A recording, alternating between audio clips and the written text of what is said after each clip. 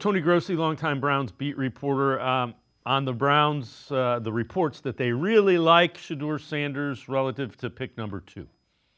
Don't you think this is trending toward Shedeur Sanders with the second pick to Cleveland? I do not at all. You No, don't? Why? Why not? I think that's a giant smokescreen. So they're not taking a quarterback is what you're saying. At number 2, no. This is the greatest year ever to trade down and collect extra picks and still get a pretty good quarterback at 33. Who are you taking? Dart. Well, I don't know. Dart's not going to be there at 33. Dart's going in the first round. Well, then you can finagle your way there. So you're trade down and so then what? trade up? If you trade down to 6 and take Jackson Dart there, are you doing something stupid? We're going to keep talking about this for another couple months, G. Bush, but it all comes down to if you like the guy, take him. Yeah, it's going to come down to it. And I'm going to do a show on the barbershop tomorrow. Check it out on YouTube, 9 a.m. to 11 on YouTube. It'll be on UCSS. It'll be on Ultimate Cleveland Sports Show page and the barbershop page on YouTube. When you look at the Super Bowl, I always question people. I always tell people, you got Jalen Hurts. When Jalen Hurts came out, I read his profile.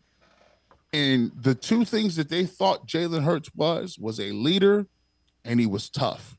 Now, if you're a defensive lineman or a linebacker and you could be a leader and be tough, those are great traits. But if you're trying to throw the ball or be a quarterback or a franchise quarterback, those are the last two traits people are looking at. They talked about how his processing is slow. They talk about he is a one-read quarterback. They talked about he doesn't have pocket presence. He looks to run after his first read isn't there. They talked about he doesn't have elite arm strength or accuracy or touch on the football. And they had about 35 negatives. And I kept going back to the draft stock. I kept looking around like, let me find somebody that had my man, Jalen Hurts. I want to find out if they had him. They had 5th round grades on him, 6th round grades on him. The highest I found was a 3rd round quarterback. Now, they went and drafted Jalen Hurts in the 2nd round, and it wasn't even a high 2nd round pick. And Jalen Hurts has now been to 2 Super Bowls. He beat Patrick Mahomes head to head, and it wasn't close. Now, granted, it's a team game. But Jalen Hurts made plays with his legs, back-breaking first downs when there wasn't nothing there. He threw the ball. He was very efficient. I think he 4 footballs. I think he was 17 to 22 or something. Now, this is in the first Super Bowl. He even played better than that. He threw for 300-plus yards. So you telling me the Philadelphia Eagles saw all of that. They took Jalen Hurts.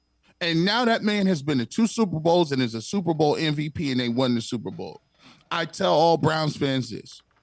You could sit up here and you could tell and talk about how ain't nobody good or this person ain't this and that ain't that. Well, listen, every other team in the league is making moves like this.